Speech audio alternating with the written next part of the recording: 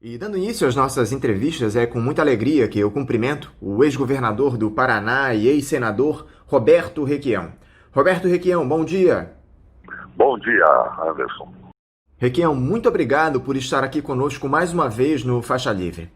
Senador, é impossível nós fazermos uma entrevista abordando temas relacionados à política nesse país sem começar pela tragédia que é o governo de Jair Bolsonaro.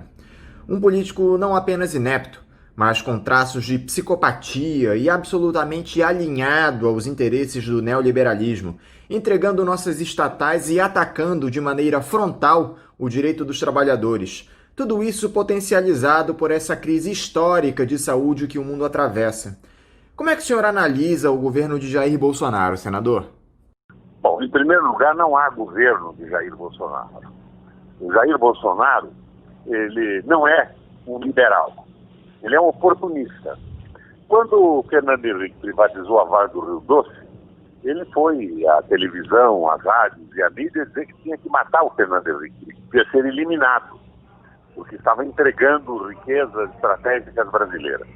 Ele entrou nesse jogo de oportunismo promovido pelos interesses geopolíticos norte-americanos e os interesses do capital financeiro internacional.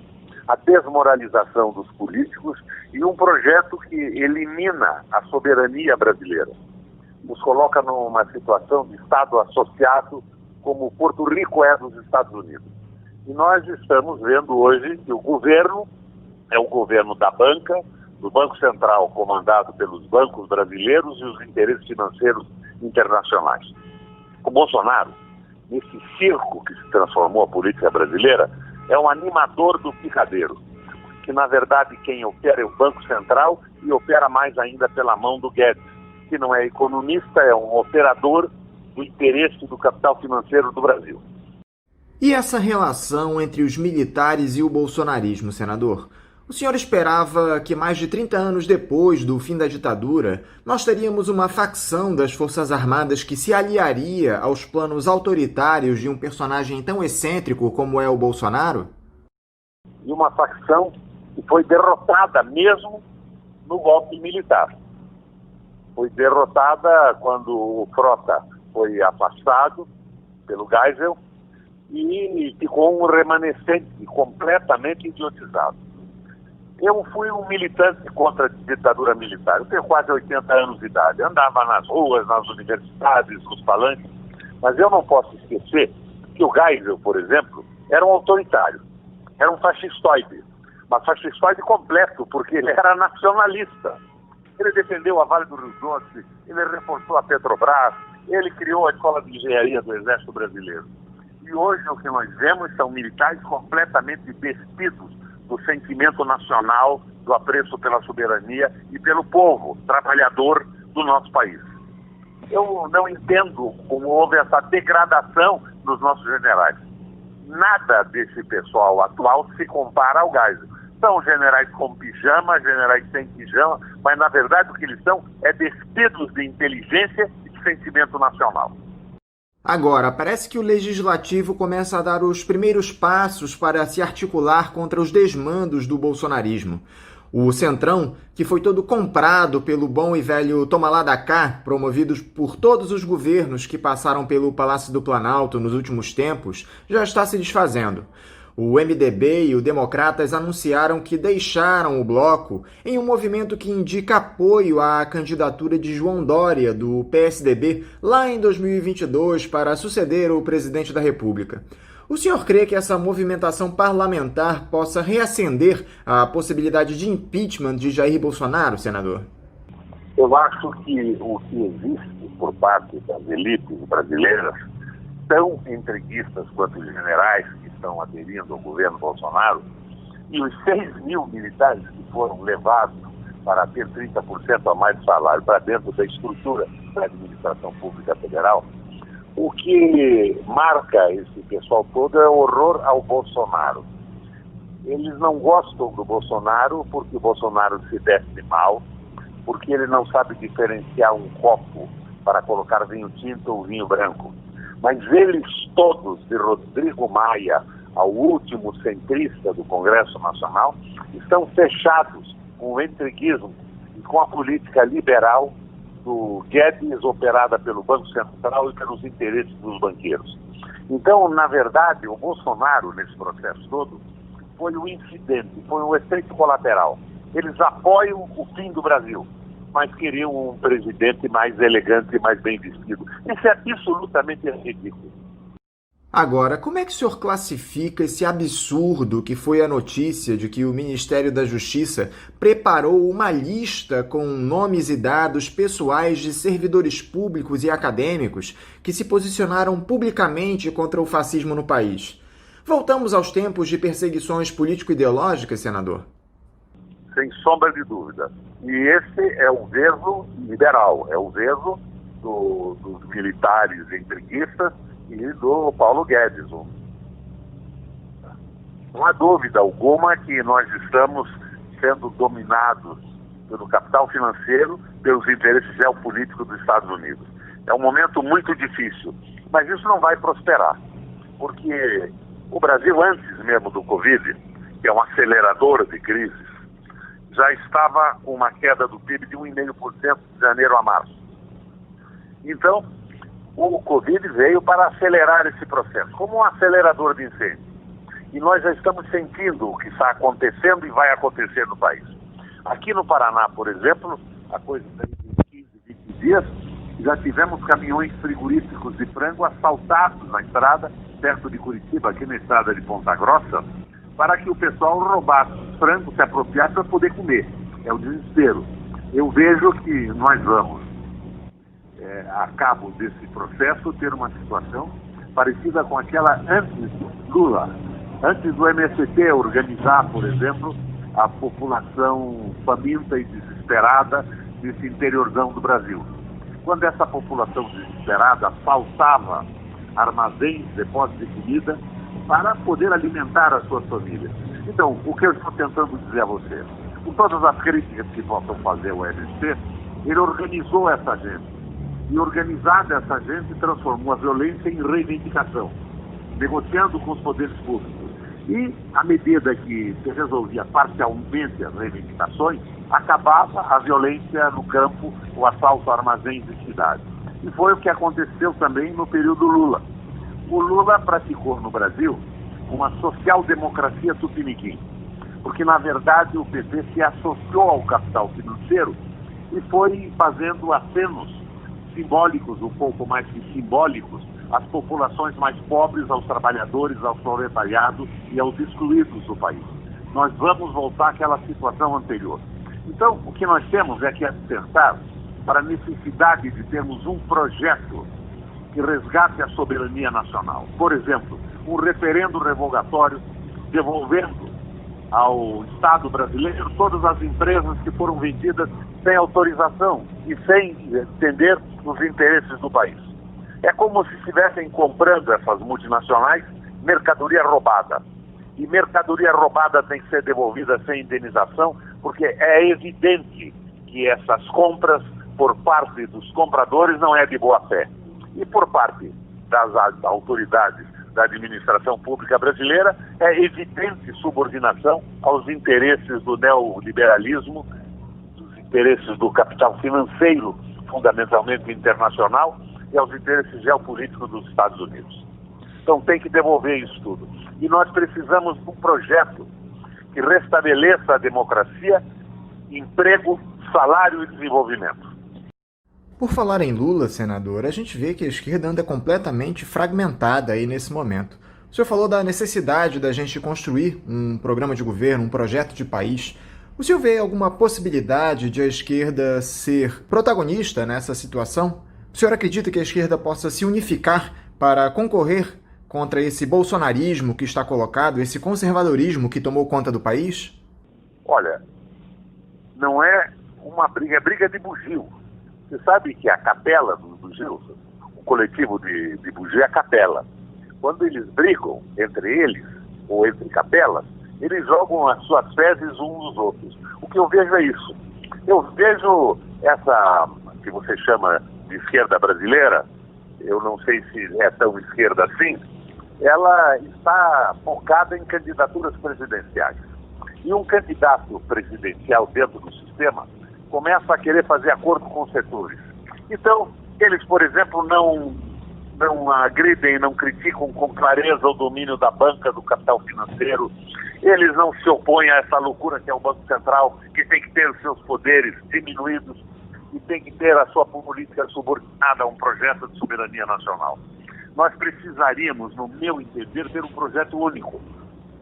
Um projeto único, enxuto, que não peque pelo exagero, porque não pode ser sustentado posteriormente, não peque pela covardia, que é a frente ampla proposta por esses liberaloides tokenistas, e que tenha a característica, do ponto de vista aristotélico, de ser um ato eficiente e um ato meio, que restabeleça a democracia, o emprego, o salário e a soberania nacional. Aí, então, os partidos que formulem internamente as suas propostas para a economia, para a política, para a administração pública, para a posição do Brasil no concerto das nações. Mas não restabelecemos a democracia e não tivemos esse projeto unitário e resgate a esperança do povo brasileiro, seu país, na sobrevivência pelo trabalho, nós vamos entregar isso para a direita sem sombra de dúvida. Pode não ser Bolsonaro, mas será qualquer um desses que a Rede Globo, o capital financeiro, vem apresentando. Esses libertários, que você pode chamar de esquerda, são os sociais liberais tokenistas. O Martin Luther King chamava de tokenismo. Token é um símbolo. Eram os liberais que faziam acenos simbólicos aos trabalhadores para conter a sua revolta, evitar os protestos nas ruas. E nós estamos vendo uma política tokenista. De repente batem palma e dizem, conseguimos eliminar o grande prejuízo de uma medida do Bolsonaro. Eliminamos 10%. Que maravilha, fizemos 10% melhor a desgraça que estavam propondo aos trabalhadores com a carteira verde e amarela, o fim da PLT, o fim da aposentadoria e tudo mais. Então, minha gente, não me importa quem seja o candidato a presidente da República, desde que seja um candidato que tenha condições pessoais de comunicação e possibilidade de ganhar a eleição, e que tenha aderido a uma proposta de modificação da situação do Brasil, garantindo soberania, liberdade de expressão, salário e respeito aos trabalhadores. Agora, daí para frente, com o Brasil democratizado, se manifestam os partidos. Que se me dá que o próximo presidente vai ser o Ciro Gomes, vai ser o Haddad, com essa visão liberal que ele tem, desde que adira a esse programa de transição que defenda a soberania e defenda o trabalho. Agora, senador, seja o que tiver mais condições. Senador, essa disputa entre a Procuradoria-Geral da República e a Operação Lava Jato tomou conta de todo o Ministério Público, que está completamente rachado na gestão do Augusto Aras. É aquela velha história, senador. Todo mundo tem um pouco de razão nessa briga. Eu não vejo bem assim. Você sabe que as modificações que sofreu o Ministério Público e a sua valorização, no Senado tiveram como quartel-general o meu gabinete. Na época, dialogando inclusive com a Ellen Grace, que é originária do Ministério Público, se transformou com o tempo na presidente do Supremo Tribunal Federal. Nós valorizamos muito o Ministério Público num momento em que o autoritarismo e a corrupção indignavam o Brasil inteiro. Mas o Ministério Público se transformou numa corporação. Ele vive hoje com um sentimento corporativo. O corporativismo, Anderson, não passa da manifestação coletiva do individualismo. Eles não estão pensando no Brasil, eles pensam nos seus salários, nas suas diárias e na sua valorização e importância conforme a sua visão ideológica. Uma parte deles, a parte avançada, passou pelas universidades americanas, sendo contaminada pelas teses absurdas e derrotadas no mundo inteiro já pela prática, porque não dão resultado positivo do liberalismo econômico absoluto. Então, o Ministério Público, no momento em que começou aqui em Curitiba, estou falando de Curitiba com você, o Deltan, a Lava Jato, me empolgou, porque a corrupção política no Brasil tinha tomado dimensões fantásticas, né? A gente entendia que isso tinha que parar. Mas, de repente, corporativamente, ideologicamente, eles passaram a perseguir os políticos nacionalistas, os que pensavam no Brasil. E não estou dizendo a você que não havia crime, desvio e mau comportamento e malversão de recursos no Brasil. Mas eles deixaram a direita, os direitistas, os entreguistas de lado. E hoje estão tentando simular acusações contra o Fernando Henrique, contra A, contra B, o C, esse pessoal da época ligado ao PSDB, quando todas as ações estão prescritas. Estão fazendo uma simulação para adquirir credibilidade. Agora, quando você vê que aqui em Curitiba eles haviam vasculhado a vida de 38 mil brasileiros, independente de qualquer tipo de acusação, essa lista de 38 mil brasileiros é semelhante aos 540 que você se referiu, que o Ministério da Justiça está pesquisando, porque são antifascistas, porque são nacionalistas e são democratas. Então isso vem de longe, e isso tem que ter um paradeiro.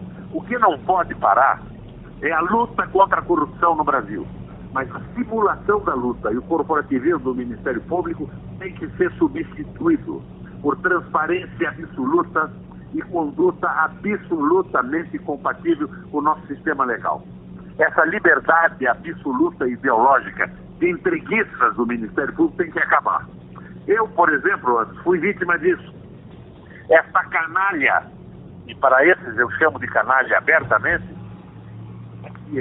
passou para a imprensa notícias de que o roubo com as concessionárias de pedágio no Paraná tinha passado pelos últimos 3 governos, inclusive o meu. E eu era um combatente do pedágio. Na verdade, quem apoiava a patifaria era o Ministério Público Federal. Eu entrei aí com 30 ou 40 ações como governador contra os abusos e os absurdos, e em todas elas o Ministério Público Federal se manifestou favoravelmente à patifaria, à canalice e às concessionárias. E conseguiram me desgastar até eleitoralmente em função das denúncias. Eles diziam de manhã, de tarde, o Jornal do Brasil, a Globo, a Folha de São Paulo publicava. Governo do Requião envolvido. Então, nesse meu momento, Ciro Gomes, eu sempre aproveito um instante de qualquer entrevista que eu dou para o meu momento, Ciro Gomes. Esses caras que fizeram isso comigo fazem com todas as pessoas que não pensam iguais a eles. Não passam dos grandes filhos da puta. O senhor tem toda a razão, senador, em demonstrar a sua indignação. Infelizmente, essa é uma prática muito comum da mídia dominante. Agora, por falar em Lava Jato, senador, eu gostaria de abordar um tema que tem sido muito pedido aqui pelos nossos ouvintes nos últimos tempos e ficou adormecido em berço esplêndido neste país por muitos anos, que foi o escândalo do Banestado, aí no Paraná, curiosamente onde se deu o nascedouro da Operação Lava Jato. Resumindo em pouquíssimas palavras, trata-se de um esquema de corrupção e evasão de divisas ocorrido ali até o início dos anos 2000, que envolvia doleiros ligados, em especial ao PSDB, e uma instituição financeira que pertenceu ao governo do Paraná e posteriormente vendida para o Banco Itaú. Eu sei que essa explicação sucinta não denota nem de longe a grandiosidade dos crimes que foram cometidos, senador. Por isso eu gostaria que o senhor detalhasse aqui para os nossos ouvintes o que foi o caso Banestado. Aliás, o senhor foi o primeiro a denunciar esse escândalo bilionário de corrupção, não é isso? Exatamente, Elton. Antes, eu sucedi no governo do Paraná os governos do Jaime Lerner e do Álvaro Dias. Em determinado momento, o presidente do Banco do Estado do Paraná, por mim nomeado, Heitor Wallace Espínola de Melo e Silva, me telefona de Foz do Iguaçu. Região, veja o que eu encontrei aqui. Tem uma tal de carta circular número 5 do Banco Central que autoriza o envio de dinheiro para fora de não residentes do Brasil, contas de não residentes. E eu estive dando uma olhada, estava saindo por essa CC5, entre o Banestado e outros bancos, mais dinheiro do que soma a dívida, a reserva cambial do país naquele momento. Eu disse ao Heitor Wallace, vai imediatamente à Polícia Federal, ao Ministério Público, denuncie isso e vamos começar uma investigação. Foi o que aconteceu. Em determinado momento, o delegado Castilho, que estava encarregado dessa investigação na Polícia Federal, nos Estados Unidos, descobre o seguinte: havia muita gente que tinha mandado dinheiro por esse troço de forma insignificante. em próprio nome. Quem manda o dinheiro para fora em próprio nome sabe que não está resguardado numa investigação presente e futura. Mas outros mandavam dinheiro através de laranja. O dono da barraca de cachorro-quente da frente do banco era responsável por milhões de dólares enviados para fora. Mas quando esses dólares eram enviados através de um laranja, fosse o dono da barraca de cachorro-quente ou qualquer outro, você não sabia quem tinha mandado. Então o delegado Castilho, junto com o FBI, à época, e o Ministério Público de Nova York, procura o destino desses recursos, para quem tinham sido mandados. E, nesse momento, o Márcio Tomás Bastos e o governo federal retira o Castilho de Nova York e não se interessa mais por isso. Montam uma CPI e os documentos, essa lista dos destinatários, nunca foi juntado à CPI. Ninguém sabe que fim ele levou. E o que nós queríamos é retomar isso hoje, porque esses crimes não prescrevem, porque o dinheiro até hoje não foi descoberto. Então não há prescrição desses tipos de crimes. Mas o que houve naquele momento foi uma espécie de frente ampla de todos os patifes do Brasil. Provavelmente, segundo conta a lenda urbana do Paraná, um advogado andava com essa lista achacando os emissários de recursos para fora e pedindo a cada um naquele momento 500 mil reais, o que equivaleriam hoje, com a devida correção, a 5 milhões de cada um. E dizia que era para um fundo partidário. Eu acho que isso tudo tem que ser acompanhado. Mas isto traduz, Anderson, de forma clara, o que é a frente ampla. É uma frente ampla de interesses das elites, e era o dinheiro que ia embora, era superfaturamento de obra pública, crime organizado, tráfico de armas, tráfico de drogas, e o governo brasileiro, à época, se recusou a investigar.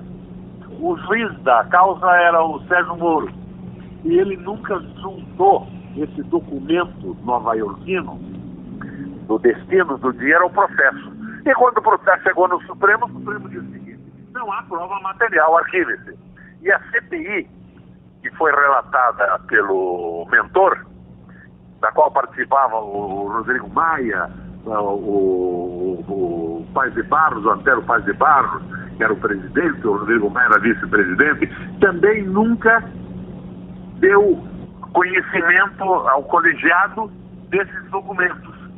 E isso pode ser buscado hoje pelo Ministério Público Federal, pode ser buscado pelo Ministério da Justiça nos Estados Unidos. Essa lista existe, não há prescrição, mas essa frente ampla de patifes no Brasil, que abrange, sem a menor dúvida, pela inação, pela falta de iniciativa do Ministério Público Federal e das autoridades federais da área, hoje está mantida. Então o que nós estamos dizendo é o seguinte: a raiz da corrupção no Brasil está aí. E era mais do que a reserva cambial brasileira na época. Todo mundo oculta, uma parte da imprensa diz que é bobagem pesquisar isso, que já prescreveu, que está muito atrás. Não é assim. A patifaria começou aí. E o envolvimento ou a ausência, a displicência do Ministério Público está registrada também nesse capítulo. Onde estão os lavajatistas, os defensores da moralidade, quando fazem um acordo corporativo para defender a corrupção? Quem é ou quais são os responsáveis pelo acobertamento desse escândalo, senador? E a que interesses atende esse pessoal que não quis investigar essa verdadeira quadrilha? Veja bem, foi a Frente Ampla, a primeira vez que se organizou a Frente Ampla. Os partidos utilizaram o conhecimento para levantar caixa de campanha, o Caixa 2. Não tenho dúvida alguma disso. E, na verdade, esse pessoal pensava o seguinte: não vale a pena prender aí 10, ou 15, ou 20, ou 300 pilantras. Nós queremos o poder. E no poder, na manutenção do poder, nós vamos mudar o Brasil. Mas essa visão de frente ampla contaminou o governo.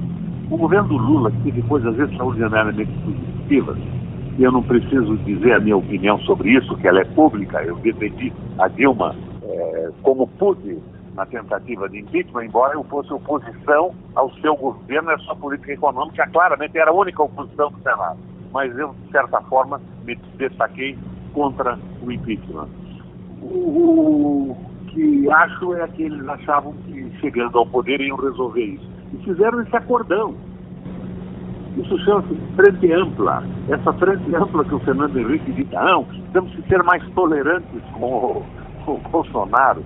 Isso é risível, é horrível.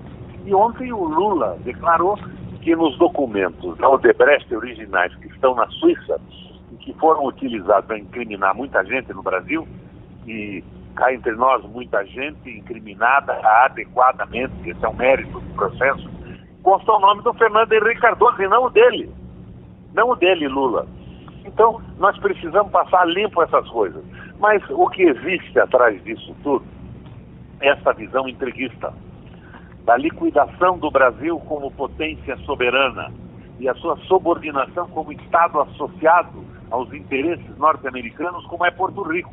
E veja bem, eu não sou um opositor dos Estados Unidos, eu sou fascinado pela história americana, a história da liberdade, as movimentações populares, acompanho com muito interesse, inclusive do ponto de vista dialético.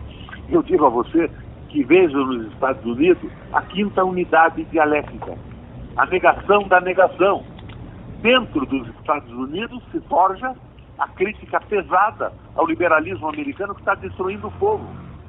O próprio ex-vice-presidente dos Estados Unidos, Jimmy Carter, manda uma carta outro dia ao Donald Trump, esse presidente que deve ser parente do Pato Donald, de tanta bobagem que faz e diz, e assegura o seguinte: nos últimos 30 anos, nas últimas 3 décadas, os Estados Unidos investiu 300 trilhões de dólares nas Forças Armadas. Esqueceu a organização da sociedade interna, esqueceu a utilização de tecnologia mais avançada na sua indústria, esqueceu a saúde pública da população americana e hoje está pagando o preço disso.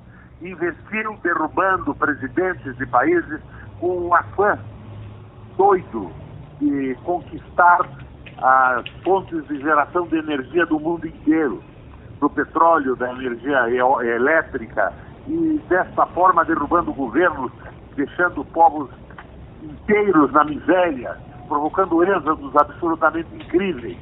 E por isso nós estamos dentro dessa visão política dos Estados Unidos e com alguns militares. Parece que tem até um general brasileiro que é o subcomandante do Sul e que foi apresentado ao Trump outro dia, você pode ver na internet isso. Pelo general americano dizendo, olha, é o Brasil que paga o salário desse general e ele está aqui para me servir. Veja bem, general brasileiro servindo o general americano. Faz o quê esse general brasileiro? Serve o café? Faz a limpeza do escritório? É uma coisa absolutamente terrível que nós estamos vivendo. Então, os interesses por trás disso tudo são os interesses do liberalismo econômico. E eu aqui me formo em paridade com o Papa Francisco. O capital pode ser bom quando investido numa fábrica, gerando empregos, melhorando o nível tecnológico e produzindo bens e serviços. Mas o capital não pode governar o mundo. Não se pode servir a Deus e a Mamon, diz a Bíblia. E Mamon é uma palavra que em hebraico significa dinheiro. Nós não podemos servir ao Brasil e ao dinheiro como um cristão não pode servir a Deus e ao dinheiro, ao comando do vil metal e dos sórdidos interesses dos mais ricos. Quais os tentáculos que foram estendidos por esse escândalo de corrupção, Requião? Até onde chegou o caso Banestado? Ele alcançou outras unidades da federação ou ficou restrito ao Paraná? Não, eram vários bancos autorizados pela Carta Circular número 5 a operarem a transferência de dinheiro. Banco Araucária, no Paraná, eu não lembro o nome dos bancos, eu denunciei o escândalo a partir do Banestado, mas foram vários bancos e o valor foi mais, eu insisto, do que a reserva cambial brasileira. Patifaria completa que foi resolvida como os libertários, os liberais, que se dizem de esquerda, querem resolver o problema da frente ampla hoje no Brasil. Agora, senador. Eles são, na verdade, como dizia o velho Martin Luther King nos Estados Unidos, tokenistas, né?